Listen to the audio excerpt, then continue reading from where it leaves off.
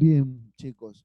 Ustedes saben en el mes en el que estamos, unos días a cada uno de ustedes, yo los voy a dar este tema pendiente que es el Imperio Bizantino, nos va a ayudar muchísimo a todos, tanto a sus padres como a quien les habla y a muchas personas, donde van a resaltar valores muy importantes, valores como la empatía, la asertividad, que van a resaltar en esta Navidad, que nos va a tocar vivirla de verdad diferente y vamos a darle el verdadero sentido a estas fiestas.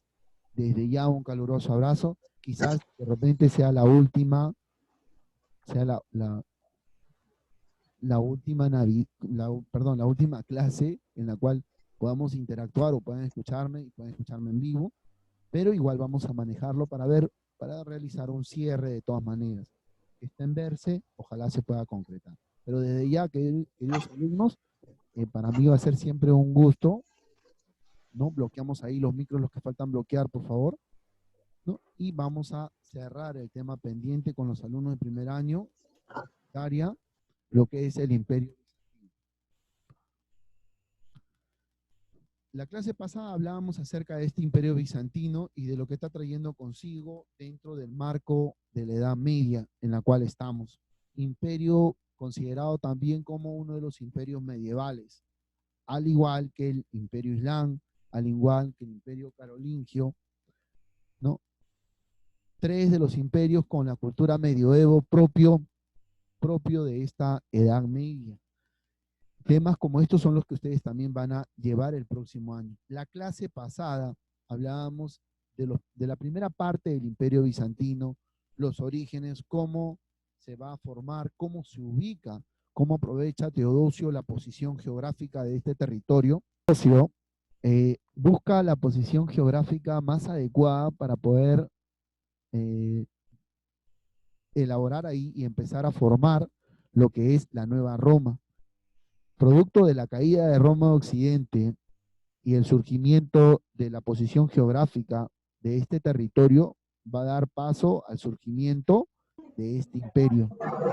Y en sus inicios se va a ir formando, ¿no? Se va a ir formando de pequeñas ciudades a lo que hoy se conoce en la historia como uno de los más grandes imperios medievales, ¿no? Tanto así que van a aplicar todo un sistema económico con su propia moneda, ¿no? Pregunta del examen anterior, que fue el Bizanti de oro, ¿no? Desde el punto, la gran mayoría de religiosos se van a formar ahí y va a agarrar mucha fuerza el imperio bizantino y también en el aspecto religioso, porque a la par que Roma de Occidente cae, ¿no? Va a originar uno de los primeros cismas de la historia, el cisma de Oriente, donde se va a separar prácticamente los cristianos de la Iglesia Católica. Es ahí donde va a surgir la primera división y surge la Iglesia Ortodoxa griega, ¿no?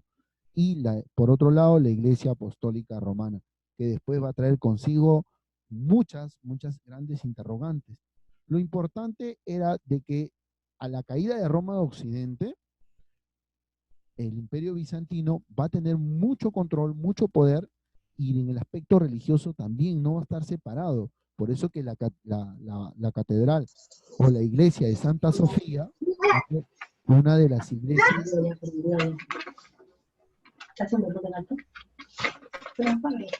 Vamos ahí a silenciar un ratito.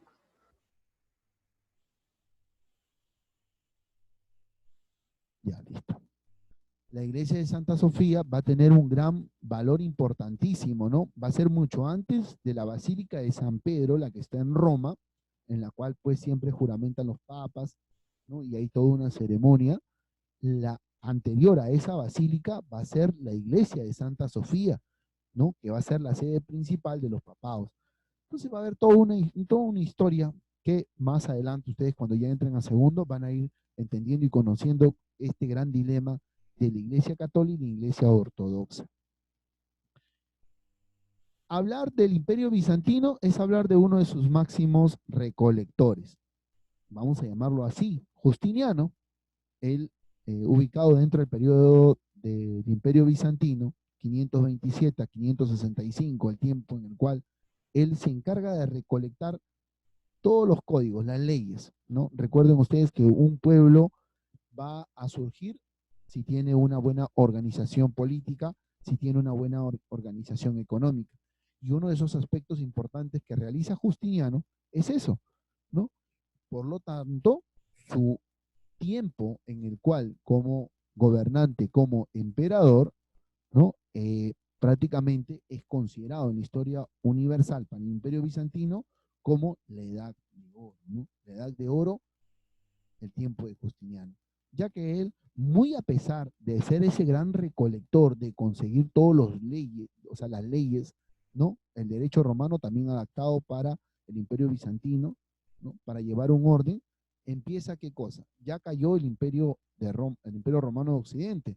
Justiniano dice, bueno, es hora de restaurar, ¿no? Y Justiniano empieza a recuperar. Es ahí donde el Imperio Bizantino recoge ese nombre, ¿no? O ese apelativo de imperio. Esa palabra imperio encierra un significado muy importante. Es cuando una cultura o una sociedad se expande a través de la guerra, ¿no?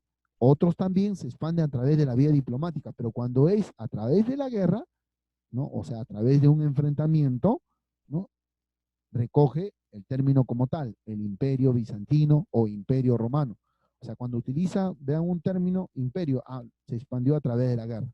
El imperio bizantino también empezó a recuperar todas las fronteras. Eso quiere decir de que se va a enfrentar a los bárbaros germanos. Sí, en su tiempo se va a enfrentar y se enfrentó y logró recuperar gran parte del territorio romano, ¿no? Entonces, por estos motivos militares, eh, por ser ese gran recolector, por ser un gran organizador, prácticamente Justiniano es reconocido su tiempo como la Edad de Oro. Pero él solo no lo hizo. Para recuperar territorios perdidos por parte de Roma de Occidente, él tuvo dos grandes generales, ¿no? Belisario y Narses. Estos dos sirvieron mucho a él y fue de gran ayuda para que también todo el tiempo de como emperador él, sea reconocido como la Edad de Oro. Entonces, teniendo estos tres datos importantes de la era de Justiniano, como tal, como recolector, como recuperador de las fronteras de Roma, ¿no? Y aquí empieza toda su travesía y aquí está aquí tenemos el mapa de cómo él no solamente para controlar el dominio total de Oriente. O sea, el punto de partida del máximo esplendor del imperio bizantino, Justiniano. Justiniano, como se dice, solidifica, entabla y pone en camino lo que se conoce en historia universal como el imperio bizantino. Recupera parte de Roma, eso sí, poco a poco, a través de peleas. Entonces, el territorio que empezó en este embudo entre el Mar Negro y el Mar Mediterráneo, ¿no? Empezó a crecer.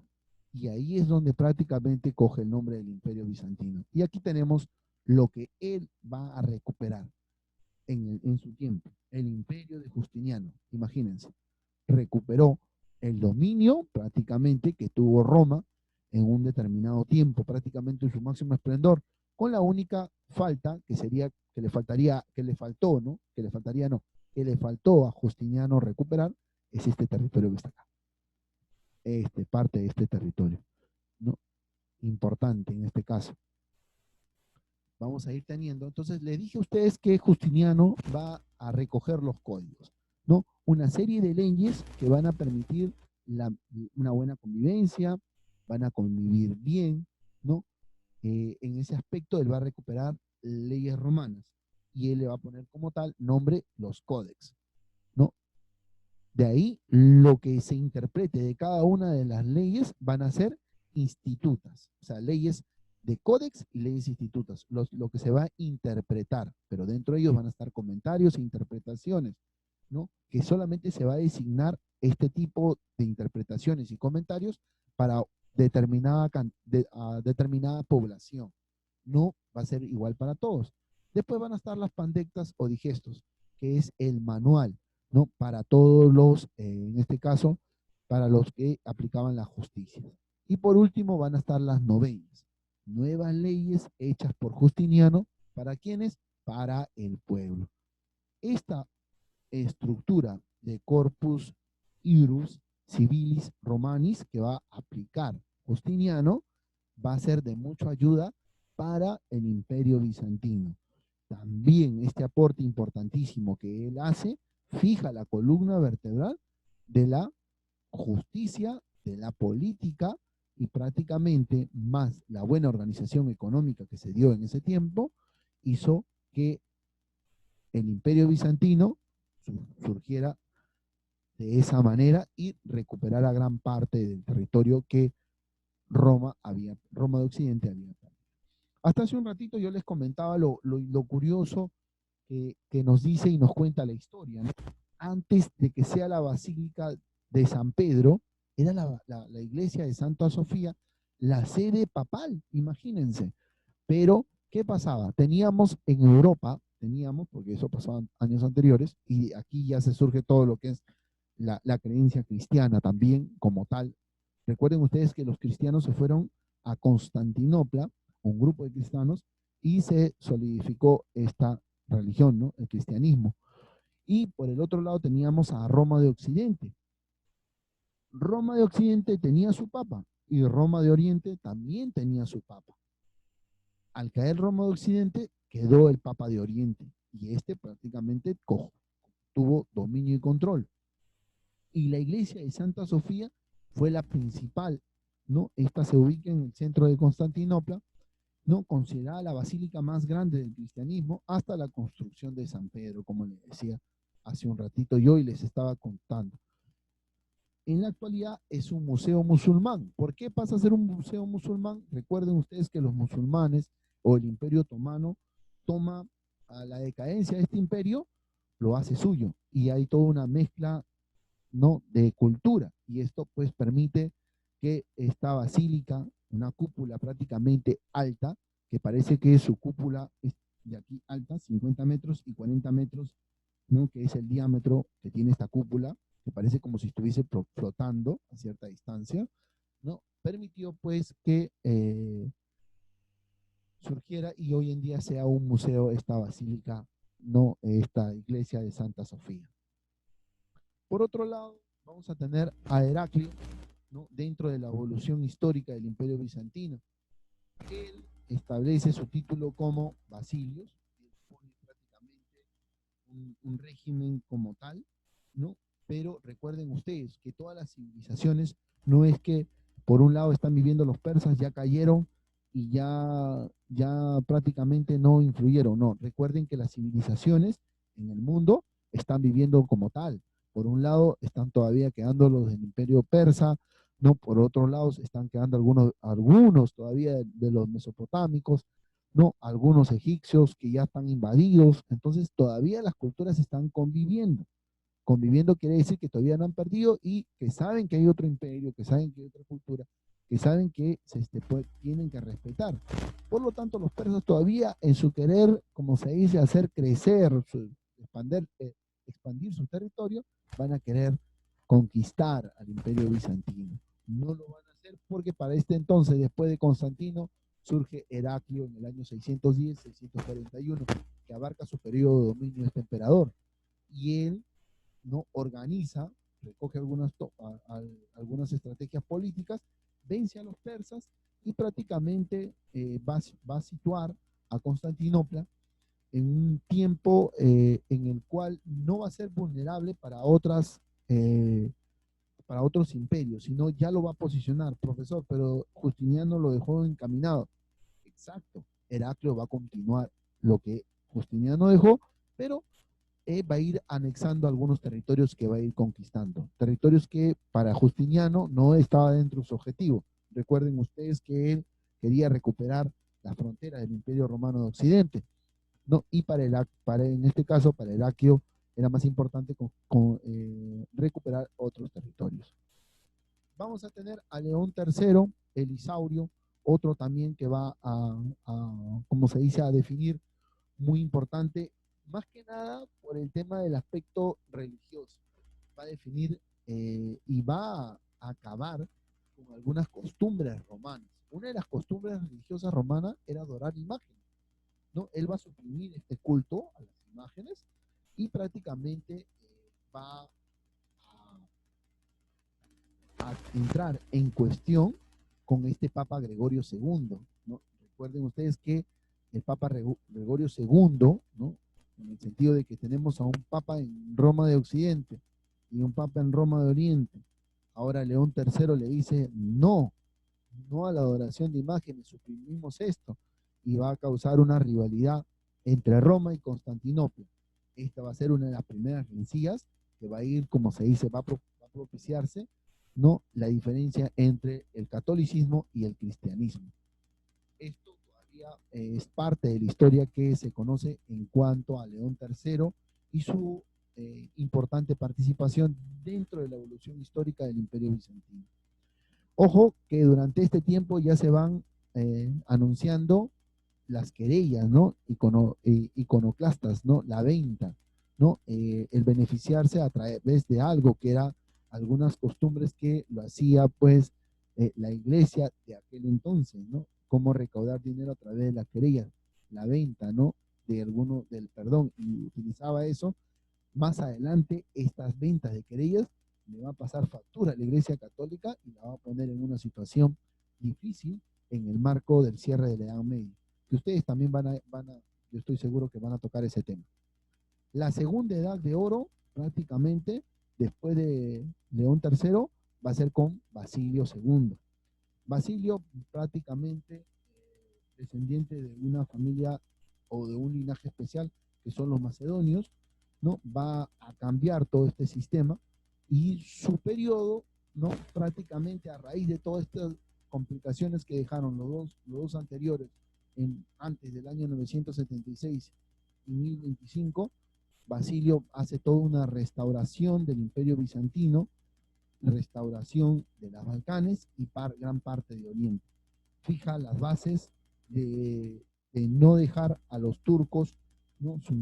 Suljusidas o a los musulmanes, no querer, como se dice todavía, controlar, ¿no? Y es con él donde prácticamente se va a desatar una de las primeras batallas o una de las primeras guerras en recuperar Tierra Santa.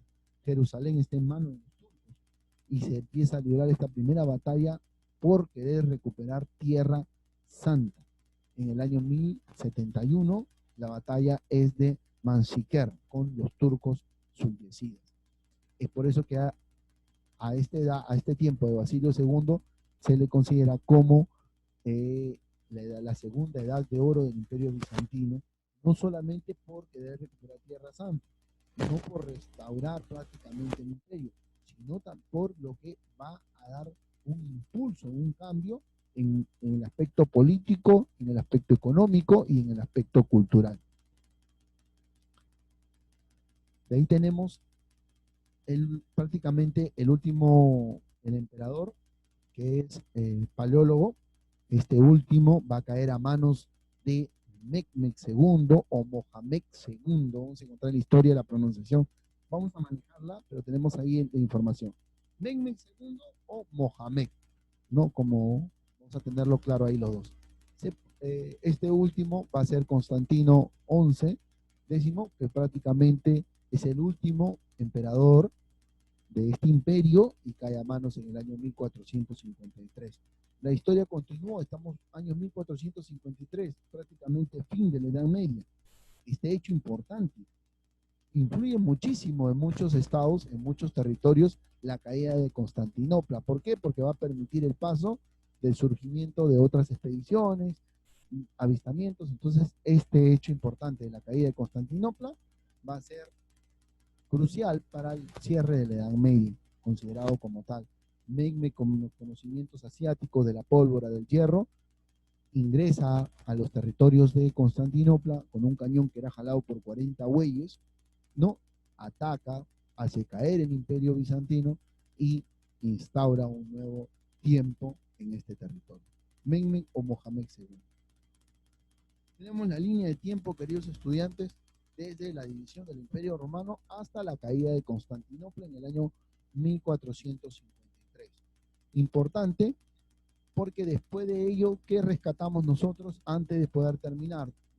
Rescatamos muchos aportes, los códigos que prácticamente recolectó Justiniano, ¿no? La gran biblioteca de aquel entonces que se llamó, porque va a ser la biblioteca que va a influenciar en el Renacimiento. Miren cómo trascendió estos libros, estos códigos que se preocupó por recuperar Justiniano y que va a servir de base para la cultura europea, ¿no? Después de la Edad Media, prácticamente en el tiempo de la Edad Moderna. Y otro que se rescata de este imperio bizantino es que va a impulsar el comercio entre Oriente y Occidente. Y por otro lado, que va a aportar muchísimo en las construcciones arquitectónicas, las construcciones de cúpulas que de repente tenemos en el Perú, las primeras van a ser en este territorio bizantino, y las columnas de pichinas, ¿no? Columnas en forma de cilindro, en este caso. Bien, queridos alumnos,